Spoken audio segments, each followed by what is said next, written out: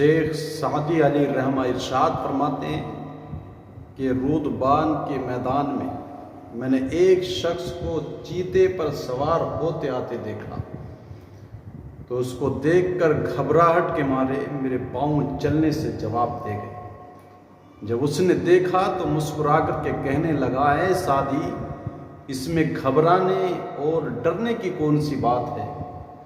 تو بھی اللہ کی اطاعت کر، خدا کی مخلوق تیری اطاعت کرے گی، کیونکہ جب بندہ اللہ کے حکم پر عمل پیرا ہوتا ہے تو رب تبارک و تعالیٰ اس کی مدد کرتا ہے، تو پھر ایسے کیسے ہو سکتا ہے کہ وہ تجھ کو دشمن کے رحم و کرم پر چھوڑ دے؟ یہی اہل حق کا راستہ ہے، آ اور مقصد حاصل کر لے تو رب کا ہو جا، کائنات تیری ہو جائے گی۔ اس حکایت سے ہمیں یہی سبق ملتا ہے کہ جب بندہ رب کے حضور عاجزی کے ساتھ، انکساری کے ساتھ جھک جاتا ہے، اس کے حکم پر عمل پیرا ہوتا ہے، تو پھر کائنات اس کے قدموں میں ڈال دی جاتی ہے۔ صوفیہ کی ایک بہت بڑی جماعت نے ارشاد فرمایا ہے، من کان للہ کان اللہ لہو، جو اللہ کا ہو جاتا ہے کائنات اس کی ہو جاتی ہے۔ اگر تو اس کے حکم سے نہیں پھرے گا تو کائنات تیرے حکم کی اطاعت گزار ہوگی۔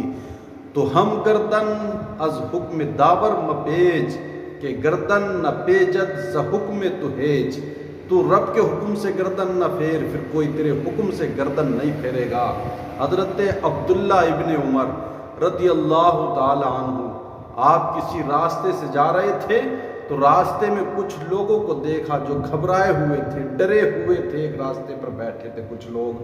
تو آپ نے ارشاد فرمایا، اس طرح گھبرائے کیوں ہو اور اس طرح ڈرے ہوئے کیوں ہو؟ لوگوں نے کہا کہ راستے میں ایک شیر بیٹھا ہوا ہے جو لوگوں کو راستہ گزرنے نہیں دیتا ہے۔ آپ اس شیر کے پاس گئے، اس کے قریب جا کر اس کی پیٹھ پر زور سے کوہنی ماری اور وہ شیر راستہ چھوڑ کر جنگل کی طرف چل دیا۔ شرط پور شریف میں ایک بیل نے دہشت پھیلا رکھی تھی۔ جب وہ بیل بازار میں آتا تو بازار سونے پڑ جاتے تھے، لوگ بہت پریشان تھے۔ لوگوں نے اکٹھا ہو کر میاں شیر محمد شرک پوری سے اس کی شکایت کی، کہا اس طرح سے معاملہ پیش آتا ہے۔ تو جب لوگوں نے میاں شیر محمد شرک پوری رحمۃ اللہ تعالی علیہ سے کہا تو آپ نے ارشاد فرمایا، جب وہ بیل بازار میں آئے تو مجھ کو بتانا۔ اگلے دن جب وہ بازار میں آیا تو لوگوں نے آپ سے جا کر کے کہا، میاں شیر محمد شرک پوری رحمۃ اللہ تعالی علیہ تشریف لائے اور پاس میں جا کر کے بیل کو پکڑا اس کے کانوں سے اور اس کے کان میں کچھ کہا کہ اللہ کی مخلوق کو یوں پریشان نہ کیا کر۔ آپ اتنے نہ کہا اور اس بیل نے پریشان کرنا چھوڑ دیا، یہاں تک کہ کہا گیا ہے کہ بچے بھی پھر جب وہ بیل آتا تھا اس کے کان کو پکڑ کر جدھر چاہتے ادھر لے جاتے تھے، جبکہ یہ گائے، کھچر، گدھے وغیرہ، بیل وغیرہ اپنا کان آسانی سے نہیں پکڑنے دیتے ہیں۔ تو کیا کسی نے کہا ہے نا، بندہ بننا ہے خدا کا تو گدا بن ان کا، جو فقیروں کو بھی شہنشاہ بنا دیتے ہیں۔